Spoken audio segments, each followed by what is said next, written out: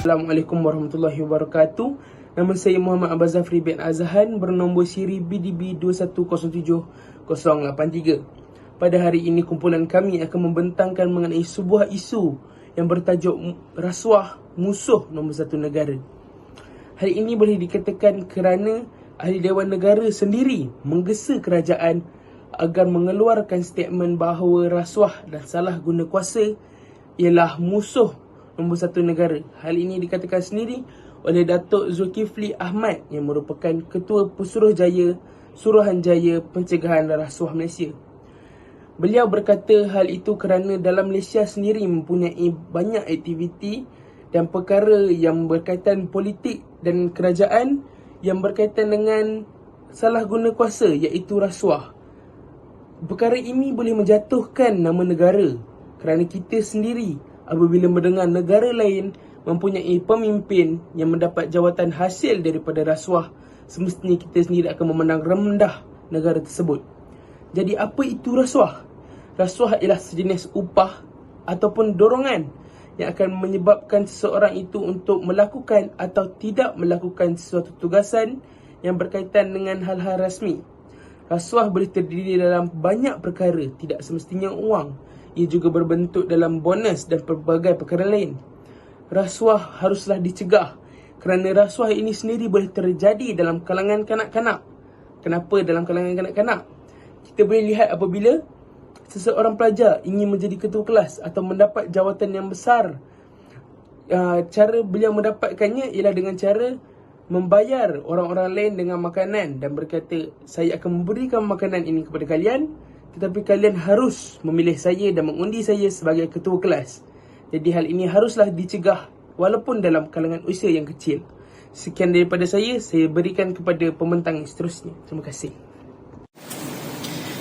Assalamualaikum dan selamat sejahtera. Saya Muhammad Khalid bin Saharudin dari kelas DBS 3E serta bernombor ID BDB 2107-078.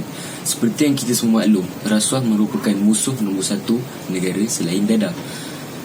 Oleh dengan itu, gejala rasuah ini semakin dipandang endah saban waktu. Seseorang individu tidak akan memberi rasuah secara sengaja. Terdapat beberapa faktor seseorang individu melakukan gejala rasuah. Antaranya ialah keinginan yang melebihi kemampuan serta peluang yang terbuka menyebabkan seseorang individu itu akhirnya terjerumus melakukan rasuah. Selain itu, kelemahan peribadi seperti kurang iman dan takwa. Seseorang itu tahu bahawa rasuah dilarang oleh agama dan undang-undang, tetapi dilakukan juga dengan 1001 alasan peribadi. Akhir sekali, antara sebab lain mungkin terjadi akibat daripada sosial dan budaya kita sendiri. Malaysia ini mengamalkan tradisi memberi hadiah dalam bentuk wang atau benda sempena menyambut hari-hari kebesaran seperti hari perayaan atau hari perkahwinan. Hari yang baik ini memberi kesempatan kepada perasuah dan penerima rasuah melakukan rasuah sama ada diminta, disogok atau diumpan tanpa disedari sesiapa pun.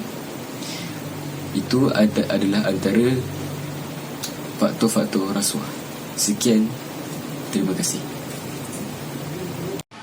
Terdapat beberapa pandangan saya terhadap isu ini ialah gejala rasuah dapat memberikan pelbagai kesan negatif kepada masyarakat dan negara. Antaranya menyebabkan pentadbiran sesebuah negara menjadi kucar-kacir. Akhirnya, ia akan menimbulkan masalah lain seperti kemerosotan ekonomi negara dan pengabaian kepentingan masyarakat dan sebagainya.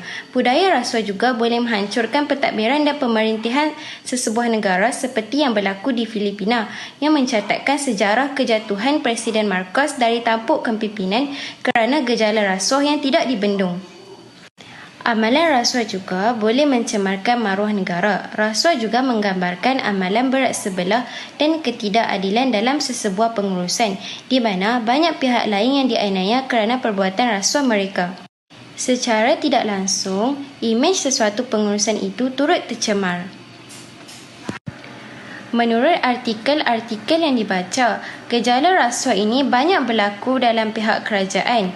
Ini kerana kerajaan melakukan amalan yang tidak berfaedah. Tahap kepercayaan pelabur-pelabur asing mulai akan luntur sedikit demi sedikit akibat daripada ketidakadilan pemimpin sesebuah kerajaan itu sendiri, dan ia turut akan menjatuhkan maruah sesuatu pihak itu sendiri akibat pengamalan budaya rasuah dalam melincingkan pengurusan. Selain itu, perbuatan rasuah boleh melumpuhkan fungsi perjalanan sesuatu organisasi. Dengan adanya kegiatan rasuah, tiada siapa yang dapat menganggap perbuatan seseorang itu. Kegiatan rasuah akan hanya menghakis kepercayaan awam terhadap cerdik pandai negara kita. Antara langkah-langkah pencegahan rasuah ialah yang pertama, menguatkuasakan undang-undang. Kerajaan boleh menguatkuasakan undang-undang dengan memberi hukuman setimpal kepada individu yang memberi dan menerima rasuah agar mereka serik untuk melakukannya pada masa akan datang. Ini kerana perbuatan menerima dan mengambil rasuah ini boleh menjejaskan imej negara. Yang kedua, memberi pendedahan awal kepada generasi muda.